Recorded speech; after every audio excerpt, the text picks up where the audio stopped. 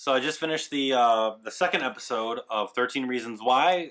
Tape 1, Side B is what it is as far as the tape progression goes. So I'll just jump into it from here. There are some interesting points that come along across this episode. That new show Haze, as far for me, is gone. It just immediately starts throwing you in the story. It starts picking back up and starts bringing in different characters. The time setting of the flashbacks that Clay is working with show that this is much more than just like the beginning of a school year or just a small section of time in the middle of the school year. Because through a good chunk of the time bar, you're dealing with Hannah's interaction with a girl named Jessica. So Jessica and Hannah were assigned as friends, as weird as that sounds. The counselor thought it'd be a good idea for the two people to kind of meet each other and have a friendly face to kind of smile at and recognize in the hallways and whatnot. But in the end, they actually genuinely formed a real friendship. They got along, they had a really quick wit, their sense of humor was really on point with each other. And so that kind of just tells you that the majority of this episode is going to focus on the dynamics of friendships and how that can change and how that can be stressful on a teenager. They start going to this diner and getting hot chocolate. They see this other boy sitting off by himself and they say, you know, what's your deal? Why are you sitting by yourself and staring at us? Well, I'm new here. And then it becomes the three of them interacting with each other. Hannah's new to the town. Jess is a military brat where she moves every different couple of years, so she doesn't have a lot of friends. And you have this guy, Alex, who is new and doesn't have many friends. So the three of them become good friends. And they always go to the diner together every day, and they always talk and do what high school friends typically do. Over time, however, like as according to the tapes, the friendship starts to change a little bit. Alex stops showing up first, and then Jess stops showing up. And there's a clip, which I'll probably put right here, that shows Hannah going at school and sitting down in the cafeteria, and she sees both Jess and Alex kind of holding hands. You can tell they're in a relationship. And there's a scene later right here where she's working and Jess comes up to get a ticket for a movie and then Alex shows up. And that's where the real change is noticeable for how Hannah views her two friends, or people she thought were her friends, because she charges Alex for the ticket and she doesn't charge Hannah for the ticket at all. Jess has a lot of guilt over what has happened. Jess has a lot of inner turmoil because when Clay confronts her in the hallway about the tapes, because he's kind of realizing who is listening to some of these tapes and he's not the first person to get this package, Jess tells him, don't believe everything that you hear. That line is later brought up in the episode when Jess confronts Justin about why he's been missing and what he said to the new school counselor. And she says, why would Hannah lie on the tapes? What would she have to gain by lying? There's a movie poster that says, what would a dead girl have to gain by lying? And I believe that this episode hits on a lot of points. Now, I don't have the time frame built out for everything as when the friendship changed, what the rumors are, what the rumors aren't, as far as what the flashback memories go. Finding somebody in high school is very important. Finding somebody that you can click and get along with is very well. It took me a while to find people that I can consistently talk to and consistently trust and be friends with, and I'm still friends with them to this day. I go home, I stay at their house, I hang out with them and their daughter. I was in their wedding. It is very important for high school kids to have somebody that they can attach to, that they're confident in. You know, like I look back at it and it's like, oh, you know, it's just high school, so whatever. It's not that important. You know, you find friends later on in your life. But even now to this day, like it's very irritating when friends let you down.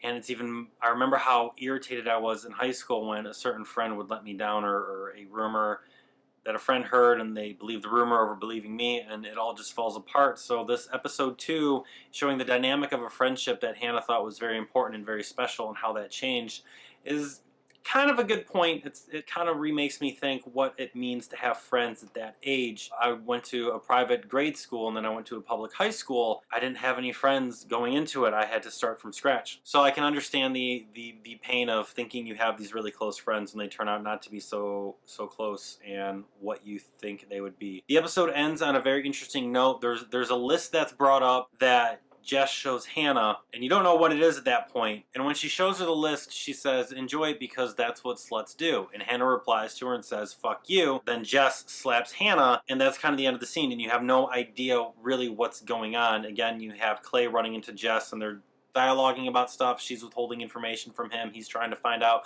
more information, and that just kind of keeps going. It isn't until later when Clay is riding home that he goes by Hannah's house, and he is always seeing Hannah. The flashback image fades. It's Hannah's mom sitting there, and she's looking through some of the books that were in Hannah's locker, and she sees this list, and that's the first time you actually get to look at what's on the list. It's best lips, best tits, best kiss, and you can assume what the rest of that list would be and where Hannah's name would fall on it with the events that happened in the first episode. She's probably best lay or easiest lay. So Hannah's mom brings it to her husband, Hannah's father's attention, and says, we need to do something about this. You know, these people are bullying her. These people are picking on her. We've seen the picture. We saw the negative comments. We know what's going on. We have to do something about this. But the father dismisses it, which is, I guess, a typical occurrence. Parents dismissing kids are kids. They do this it's just fun. It's not a big deal. But the mother's right. These, retrospectively thinking about it now, these things have consequences for how people look at themselves and view themselves and value themselves. And so the mom says, we have to find out, and the father simply replies back, what if it's something we don't want to know? Which is, I guess, a concern for parents. You don't necessarily want to know all the things your kids do. You kind of just want to leave it more ambiguous for your own mental sanity. And at the end of the episode, when Clay is driving home, his friend Tony turns around and drives past him in the other direction.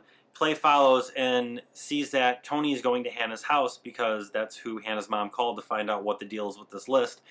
And he gets a very big hug from Hannah's mom, and they go inside the house, and that's where the episode ends. So we're starting to get more into the dynamic of the different friendships of these people and the bullying that is, I'm gonna say that it's more starting in this episode. It's hinted at stronger about what she was going through with this list, how Jess treated her, how the friendship had changed. Even though we've already seen the picture, we've already seen the kiss, and it's already shown sort of like how it has changed, how people's perception of her has changed, but this is really where it's starting. And we're also told that Clay is basically taking the longest with the tapes. Other people have heard these tapes more than I thought. I thought it was maybe 1 or 2. But at this point, it's probably about 3, 4, or 5. And there's something coming that's involving the counselor, because Justin talked to the counselor, took a day off of school, Jess is freaking out, and then it becomes this huge conversation of the tapes and why would Hannah lie in her suicide tapes. So it's getting a little bit interesting. Editing these videos is taking a little bit more time than I thought because I'm actually getting video clips and stills as opposed to just me sitting here and talking about it. So my thoughts so far are, you know, it's still a good show, and trying to puzzle things together is an interesting format of doing this, and instead of just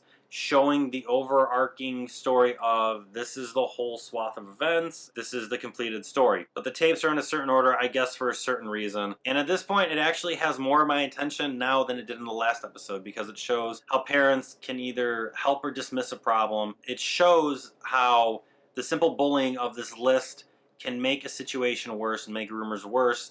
And it shows how when we label or define people by certain aspects, it can definitely make a bad situation worse. Like I said, I've read the book, so I kind of have an idea of where this is going. But overall, it's good. Getting into the bullying aspect a little bit more with Clay figuring out things. So definitely stick in tomorrow. It'll be tape 2, side A. Let me know what you think. Let me know your thoughts. Like, comment, subscribe, of course. And I'll catch you tomorrow night.